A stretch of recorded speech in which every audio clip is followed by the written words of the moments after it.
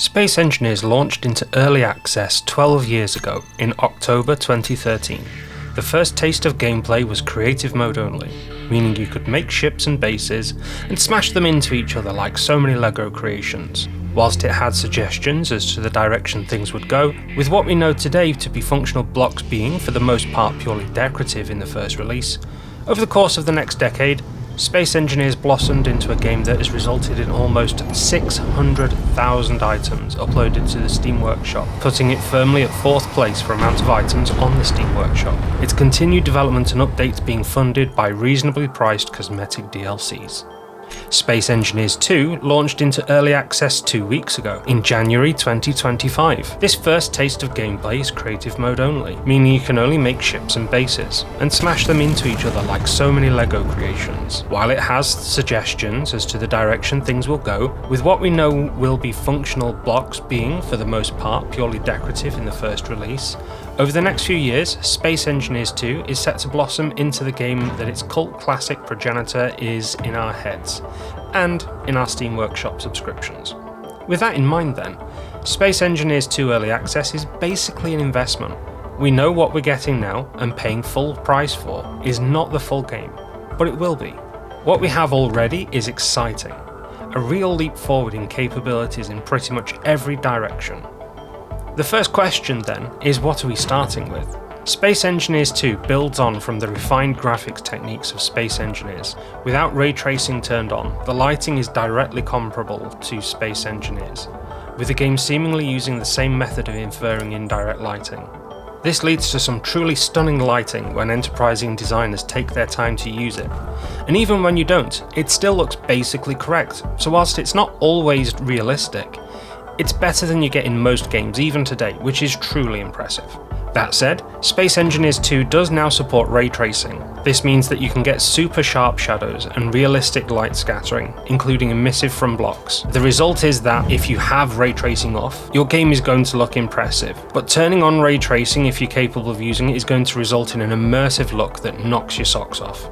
Add to that the heavy use of tessellation, which makes asteroids look like they'd scrape your flesh off if you weren't wearing a spacesuit. The eye candy in Space Engineers 2 is a technical marvel that truly makes use of the legacy of graphical wizardry at Keen Software House.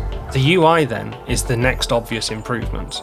Thankfully, we've ditched the old monochrome blue of Space Engineers. We now have heapings of a dark cyan, a light grey blue, and a bright orange, giving a welcome, immediate readability to the UI, making it instantly more accessible to everyone.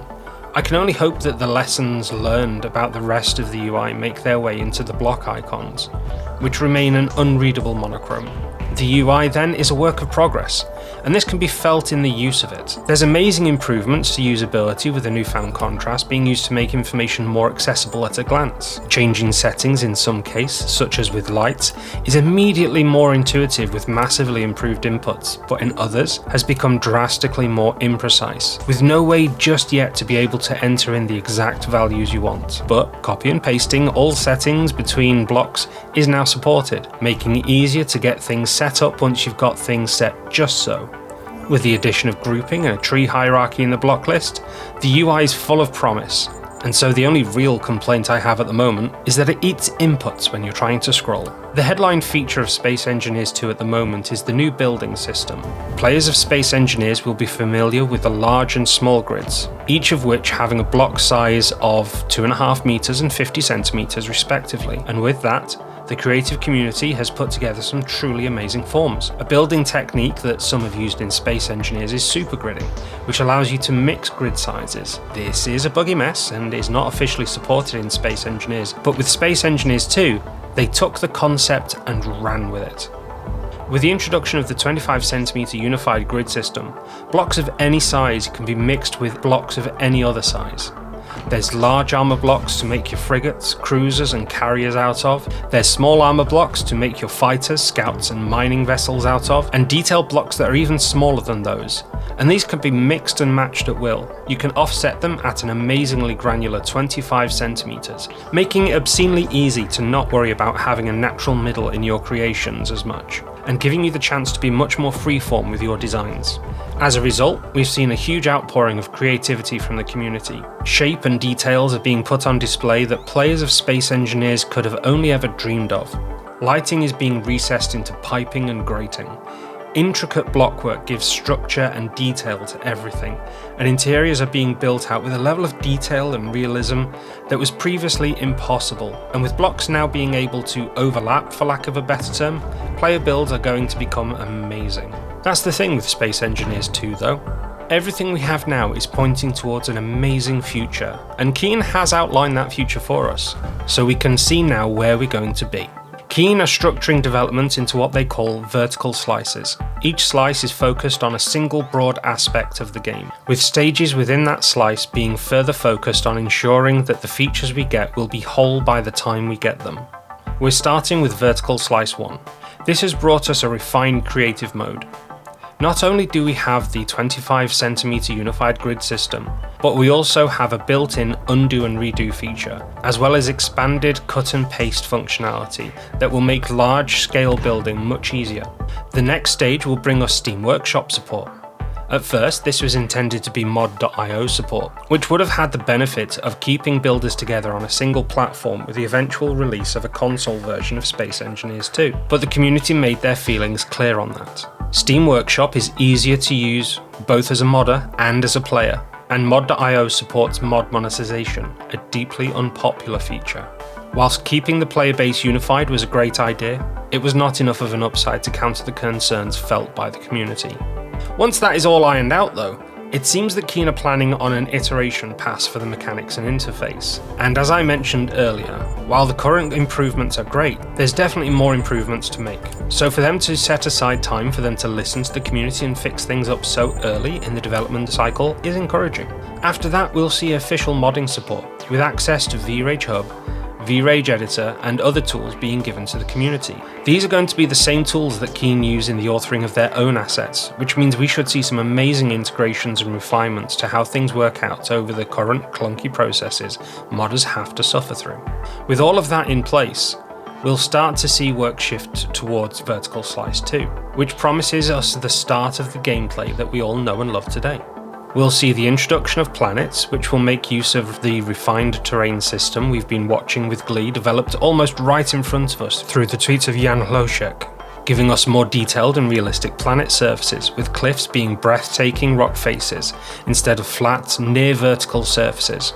We're also seeing improvements in atmospheric rendering, with the skies being shown to us already being something I just want to stop and watch. We'll also see the implementation of survival mode. This is expected to bring health, power, fuel and other resources, as well as ways in which we can gather and refine those resources to build our homes, our ships and our dreams. Though if this includes the automation blocks that I find so useful in Space Engineers remains to be seen. We're also being teased with 2 new mechanics, both of which are sorely missed in the existing game. Backpack building, which promises to allow us to craft from raw materials, possibly giving us something to drag ourselves out of the Stone Age with if we have no machinery, and projection building, which is expected to be the saviour of the building cycle, allowing you to build up a projection without going into creative, letting you figure out how your build will work before putting a welding torch to it. Finally, we are being threatened with a progression system.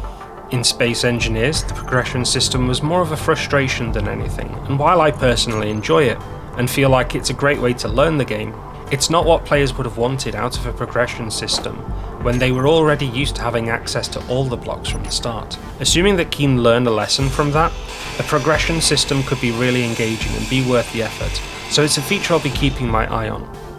The next vertical slice will be the introduction of water into the game. We already know that it's going to be volumetric, that it will interact with the world, and that it will enable us to have boats, submarines, and underwater bases. But how detailed that system will be remains to be seen.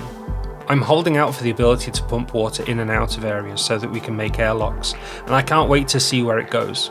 After that, we'll be seeing movement on things like multiplayer, NPCs, and an actual story mode. But these things, realistically, are years away from now. In conclusion, Space Engineers 2 for now is just a tech demo.